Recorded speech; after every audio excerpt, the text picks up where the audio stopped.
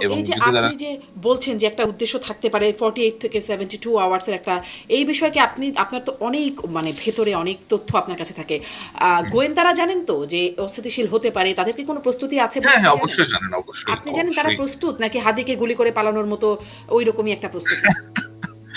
না না না, হাদিকে গুলি করে পালানোর পরে আমার আমার মনে হয় না যে এই দোষটা সম্পূর্ণভাবেই আসলে সিকিউরিটি এজেন্সিদেরকে এভাবে দেওয়া উচিত। কারণ যখন এই ঘটনাটা ঘটার পরে দেখেন একটা সময় তো ছিল, একটা পিরিয়ড তো ছিল, 4 থেকে 5 ঘন্টা পরে আইডেন্টিটিটা জানা যায়। এবং যারা তাকে পালাতে সহায়তা করেছে এরা কিন্তু বেশ স্মার্ট, এরা এরা বেশ পরিকল্পিত ভাবেই তারা পালাতে সহায়তা করেছে। আপনি দেখবেন যে ওর যে মোটরসাইকেলটা ছিল, মোটরসাইকেলের পেছনে যখন গুলি করে তখন ওটার পেছনে যেটা সিএনজি ছিল, হুম হুম। এই সিএনজি গুলাও কিন্তু তার দলেরই সদস্য। হ্যাঁ। এবং তাদের পরিকল্পনা ছিল যে যদি ব্যর্থ হয় তারা এখান থেকে স্মোক স্ক্রিন তৈরি করে তারা এখান থেকে স্কেপ করবে, তারা এখান থেকে পালিয়ে যাবে। সুতরাং যারা এই পরিকল্পনা নিয়ে করেছে নিশ্চয়ই 1 থেকে 2 দিনের প্ল্যান এটা ছিল না, এটা অনেক দিনের প্ল্যান ছিল। এবং আহ, এই প্ল্যানিং এর কারণে আপনি দেখেন যে আমরা দেখতে পাচ্ছি এই ছেলেগুলা কিভাবে হাদির প্রচারণার ভিতর পর্যন্ত ইনফিলট্রেট করেছে। আপনি একটা ছেলেকে ঢোকালেন, কয়েকটা ছেলেকে আপনার প্রচারণার অংশ করলেন এমন সেন্সিটিভ সময়। এই ছেলেকে আমরা দেখলাম সে ইনকিলাব মঞ্চের অফিসে পর্যন্ত গিয়েছিল। তো নিশ্চয়ই পরিকল্পনা করেই তারা এই কাজটা করেছে, তাই না? জি, নিঃসন্দেহে। এবং এই পরিকল্পনাটা যে কিছু একটা আছে, তাকে যে ৩০টির মতো নাম্বার থেকে হাদিকে হত্যা সহ তার পরিবারের উপরে আক্রমণ ইত্যাদি নানান রকম হুমকি দেওয়া হচ্ছিল, সেটি যেমন জানা ছিল, সব কিছু আসলে গোয়েন্দাদের জানা ছিল। তারপরেও এই ঘটনাটি তো না থামানো গেল, না তাদের পালানোটা বেশ নিরাপদেই তারা পালিয়ে গেল। হুম এখানে হুম। মানে আপনি বলছেন গোয়েন্দা ব্যর্থতার কথা বলা যাবে না, তাহলে কি এরকম কিছু বলার, গোয়েন্দা ব্যর্থতা, এরকম কিছু বলার ওদেরকে সুযোগ আছে? আমি একটু ঢালাও ভাবে পুনরায় দোষ প্রশ্নটা দেওয়া করি। যাবে না। শুধু আচ্ছা, শুধু তাদের দেওয়া যাবে না, কোনো মানে ইনভলভমেন্টটা কোথা থেকে? অনেকে বলছেন ডিপ স্টেটের ইনভলভমেন্ট আছে, আদৌ আছে কিনা আপনার কাছে, মানে এটাও একটু মানে জানতে চাই, ইনভলভমেন্টেরও কোনো ব্যাপার আছে কিনা? ইনভলভমেন্টের ব্যাপারটা আমার মনে হয় বেশ পরিষ্কার হয়ে গেছে যে এখানে কারা এটার সাথে করে ইনভলভ ছিল এবং কারা কোন উদ্দেশ্য নিয়ে এই এই ঘটনাটাই আপনার ঘটিয়েছে। আপনি দেখেন যে এই ছেলেটার আগে রাজনৈতিক অ্যাফিলিয়েশন কি ছিল, এবং এই ছেলেটা যাদের সাথে রাজনীতি করতো আমরা কয়েকটা নাম সামনে এসেছে, ইসমাইলের নাম সামনে এসেছে, আপনার সম্রাটের নাম সামনে এসেছে, আপনার জাহাঙ্গীর কবির নানকের ব্যক্তিগত সহকারী বিপ্লবের নাম সামনে এসেছে। এবং আমার যে সমস্ত সূত্র আছে তাদের সাথে আমি যাদের সাথে কথাবার্তা বলে, সূত্র মানে আপনার কোনো গোয়েন্দা সংস্থা অথবা কোনো সিকিউরিটি ফোর্সের সূত্র না, এটা আপনি বলেন আওয়ামী লীগ কেন্দ্রিক সূত্র বলেন, আন্ডারগ্রাউন্ড রেডের সূত্র বলেন, আমি তাদের সাথে অনেকের সাথে আমার কথাবার্তা বলতে হয়েছে এটার বিষয়ে। এটা নিয়ে আমি যেটা বুঝতে পেরেছি যে it was a very much coordinated plan by আপনার বিপ্লব, সম্রাট, এই চক্রের মোহাম্মদপুর কেন্দ্রিক যে গ্যাংটা ছিল ওদের আওয়ামী লীগের, ওই চক্রের পরিকল্পনায় এই এই কাজটা করেছে। জি। আপনি তার পূর্বের রাজনৈতিক সম্পৃক্ততা বলছেন ছাত্রলীগ, আপনার পোস্টগুলো আমি খেয়াল করি, আপনি লিখেওছেন জি। যে তার রাজনৈতিক সম্পৃক্ততা কেমন, মানে এই সম্পৃক্ততা আবার অনেকে এরকমও প্রশ্ন করছেন সেরকম সম্পৃক্ততা কিনা, যেরকম করে সাদিক কায়েম সম্পৃক্ত ছিলেন, হাসনাত সার্জিস এনারা যেরকম সম্পৃক্ততা ছিলেন, যেটাকে এখন ইদানিং বলা হচ্ছে লুঙ্গির নিচে লুকিয়ে থেকে রাজনীতি করা, সেরকম আসলে এও লুকিয়ে থেকে, তাছাড়া এত কাছে আসলো কি করে হাদির?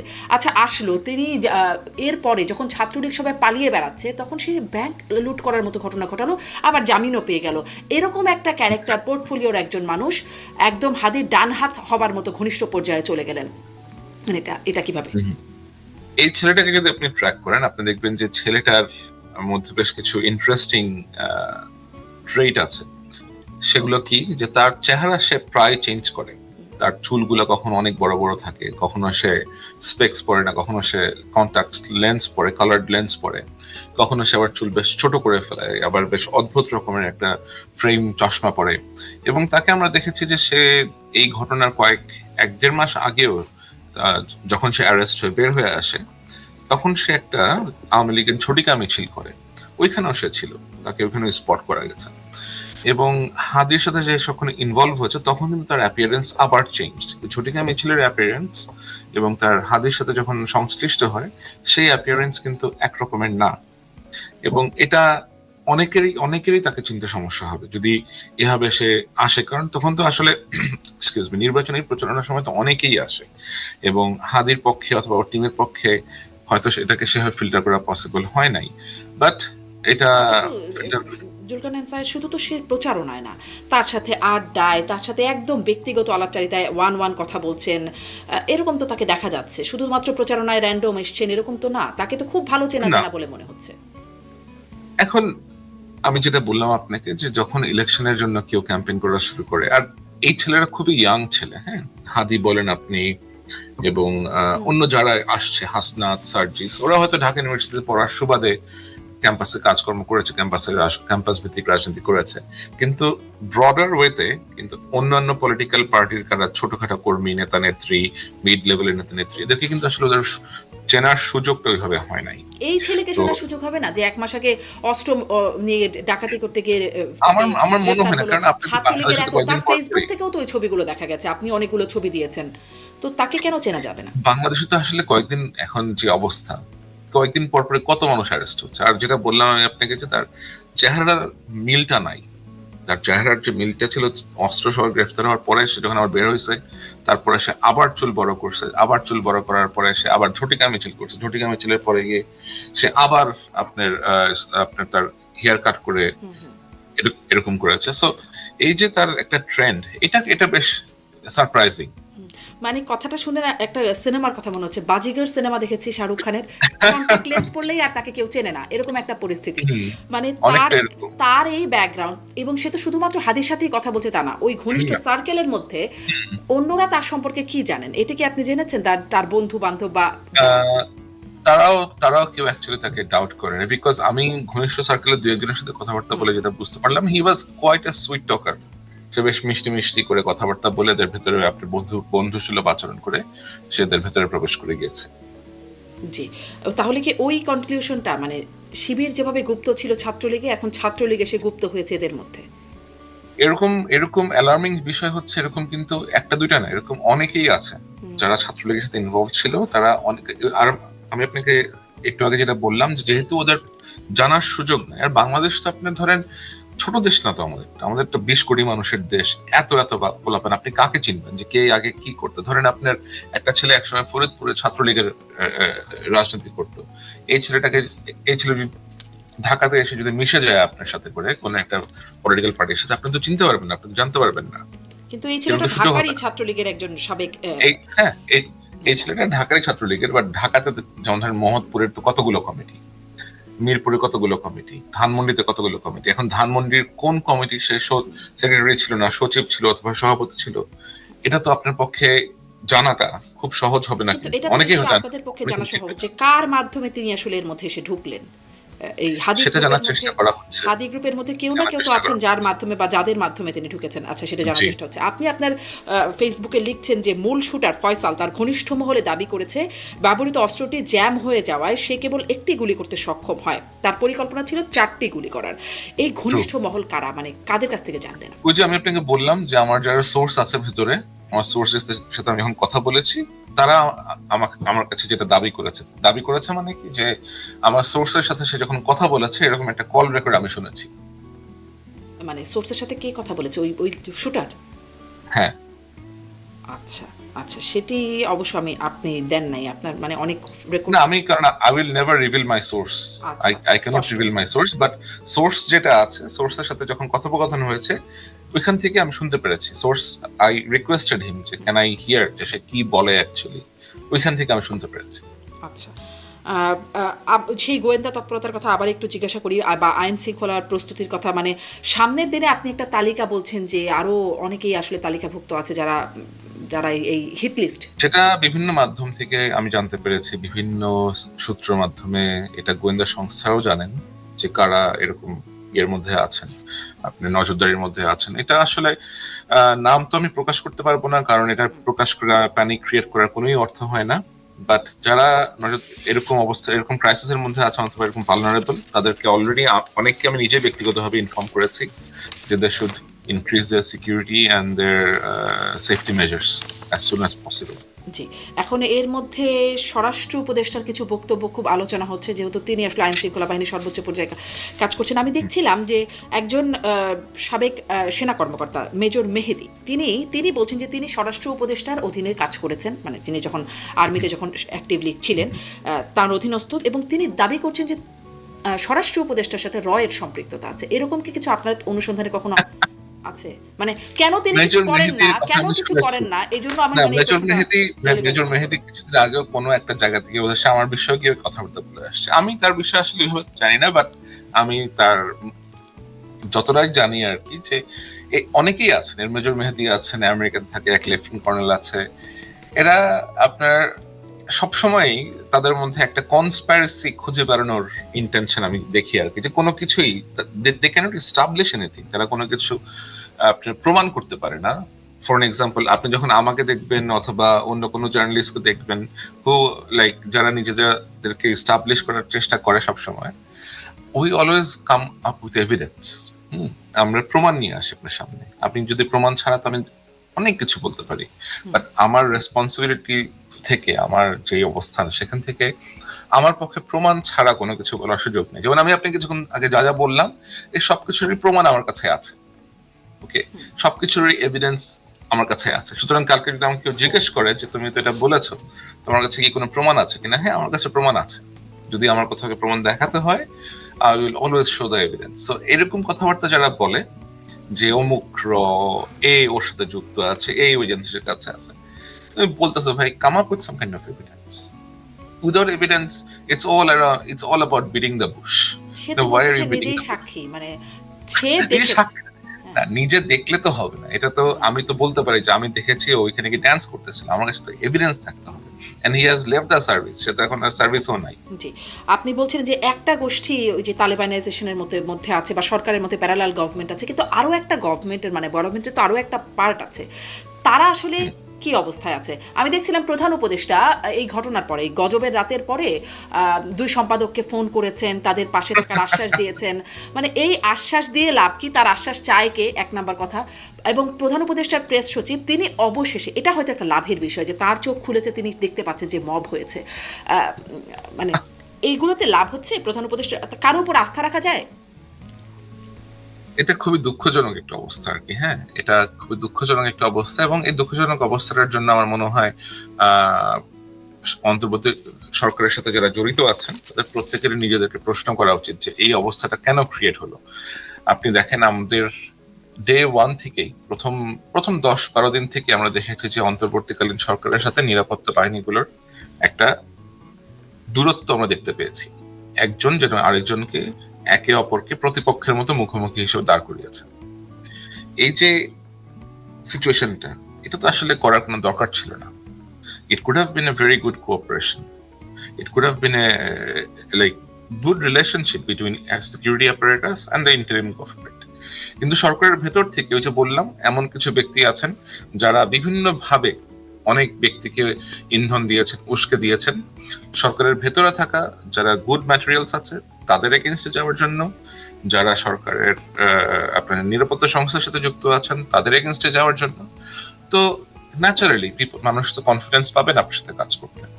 আপনি জানেন যে সরকারের একটা অংশের সাথে এদের যোগাযোগ আছে, এবং এদেরকে ব্যবহার করে আপনি ভিলিফাই করতেছেন তাদেরকে। তারা তো অবশ্যই আপনার সাথে হ্যাপি হবে না। আপনি তো কোনো স্টেপ নেন নাই। এই যে ধরেন মাসের পর মাস, গত 15-16 মাস ধরে যাদের কথাবার্তা বললাম, এরা নিশ্চিন্তে কাজ করে গেছে, নিশ্চিন্তে এ ধরনের হেট ব্যাটল করে গেছে, নিশ্চিন্তে বিভিন্ন রকমের প্রপাগান্ডা প্রিচ করে গেছে। এটা তো হওয়ার কথা ছিল না। এই যে আপনি বলছেন কোনো স্টেপ নেন নাই, সেটা তো আমরা দেখছি। এই যে এটার পেছনে কি কোনো, মানে আরো কোনো ভেতরের কোনো কাহিনী আছে?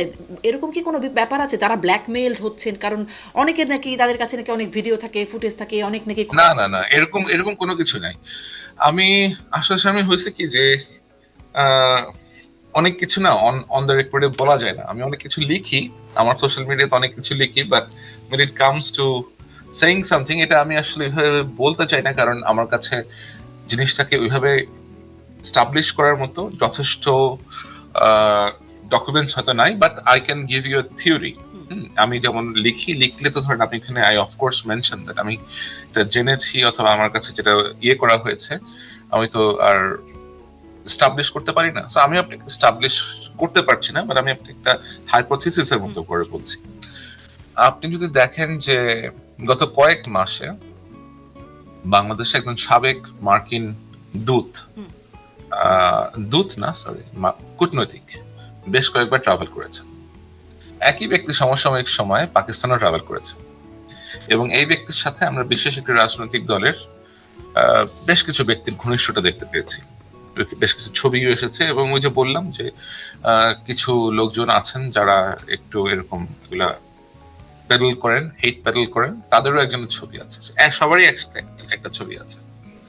এবং এই ব্যক্তির যদি আপনি সোশ্যাল মিডিয়া অ্যাকাউন্টে দেখেন, অ্যাক্টিভিটি যদি আপনি দেখেন, আপনি দেখবেন যে সে সবসময় অন্তর্বর্তীকালীন সরকারের পক্ষ নিয়ে ক্রমাগত বিভিন্ন গোষ্ঠীর সাথে ডিফেন্ড করার চেষ্টা করছে, as if he is the PR manager for the interim government, but that is not his job.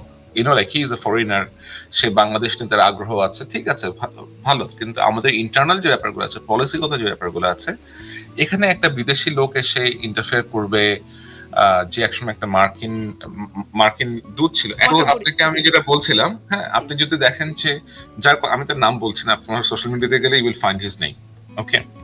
তো ওই যে মার্কিন কূটনৈতিক, তার সাথে আপনি দেখবেন যে বর্তমান সরকারের ভেতরে আছেন এমন অন্তত 2 জন লোকের খুব ভালো ঘনিষ্ঠতা আছে।